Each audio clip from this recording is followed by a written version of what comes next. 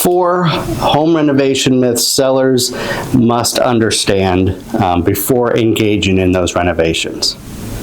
Hello, I'm Chris Lashavo with RE/MAX Heritage Professionals, your local Winter Haven, Polk County real estate expert. And I want to talk to those of you who are homeowners out there who are thinking about maybe making some home renovations to get your home ready to sell, or just thinking about home renovations in general. So the first myth I want to talk about is that every remodel increases the home's value. This simply isn't the case. If your remodel is very personality driven or taste specific, that is not necessarily going to give you a good return on investment. It might be great for your own enjoyment, but it may not help you when it comes time to selling your home. Additionally, if you over improve your home compared to the other homes in your neighborhood, you're probably not going to get your return on investment there either. So it's important to be mindful of, if you have the nicest home in the neighborhood, that actually may not be a good selling point for you, because you will not get the return on investment that you're hoping for. So that's myth number 1. Myth number 2, I know there's a lot of do-it-yourselfers out there. I wish I could say I was a true do-it-yourselfer. I'm not really. It's just something I don't have the time or patience for. I can do some minor things. But if you're a do-it-yourselfer, a lot of times people think that do-it-yourselfers will always save the owner a lot of money.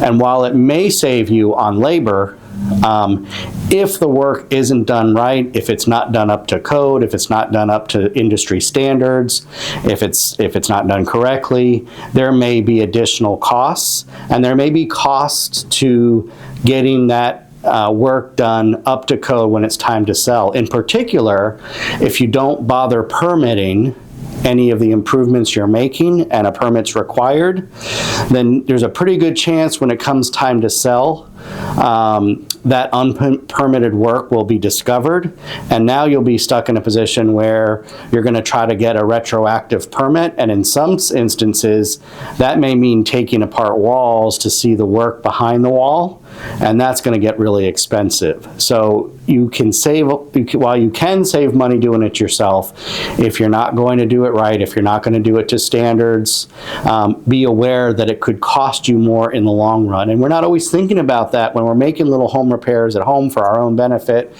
You know, we're just thinking about, this will work for me, this is all I need, I feel good about it. We're not always thinking about what happens if next year you lose your job and now you have to sell, and now you've got these permit issues or other issues that you've got to overcome. So that's just something to keep in mind. The third myth is that the cheapest quote is always the best deal. And this ties in with do-it-yourself a little bit. I think in trade industries in particular, you often get what you pay for. While you don't always have to go with the most expensive, if someone's offering you a price that's a lot lower than everybody else's, you probably want to ask a lot of questions about why is that. The simple fact is there are costs involved to doing good electrical work, to doing good plumbing work, to doing good cabinetry work, to doing good countertop work, to doing a good roof, to HVAC, etc. There are costs involved, and there are at least minimum costs. Now, what they choose to charge in labor, I guess, is up to them, and maybe that's where they're cutting corners. But if they're not paying the employees that are going out there, one must ask, how hard are those employees going to work for them? So the cheapest quote isn't always the best. What I suggest is always doing a lot of research before you hire a contractor, to make sure you know that they're vetted, that they're quality, they do have a good reputation. If you are in my sphere, if you're someone that's used me for business, someone that knows me, I do have my own group of contractors that my clients or myself have had good experiences with. I'm happy to share that with you. They're not always going to be the cheapest. Really what you want is value.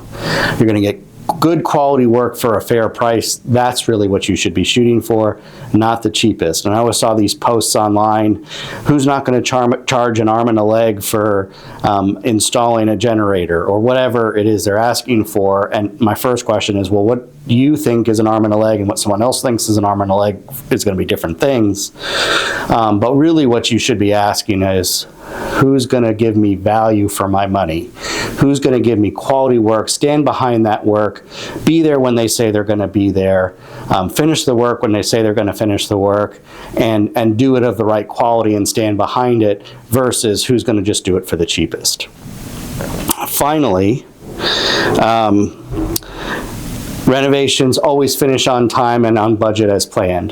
The reality is that anytime you start taking apart walls or getting behind the wall or getting underneath the crawl space or getting up in the attic, surprises happen. If you've ever watched, now I'm not a big fan of all the HGTV home shopping, those shows. I'm not a big fan of them because they're fake.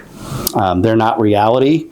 The one thing I can say that is reality is that when they open up a wall or something, they open up Pandora's box and they find more things that need to get addressed because they're health or safety hazards.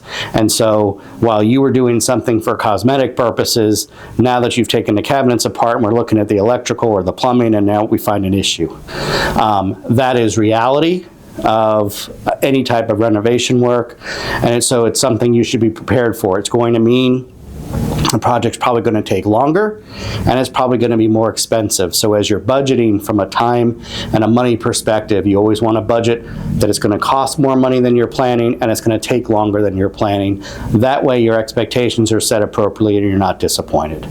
Anyway, I hope this information on home renovation is helpful to you as a homeowner. As always, if you or someone you know are looking to buy or sell in Central Florida, in particular Winter Haven and Polk County, please reach out to me. Remember, you can't miss with Chris. Have a great day, everybody.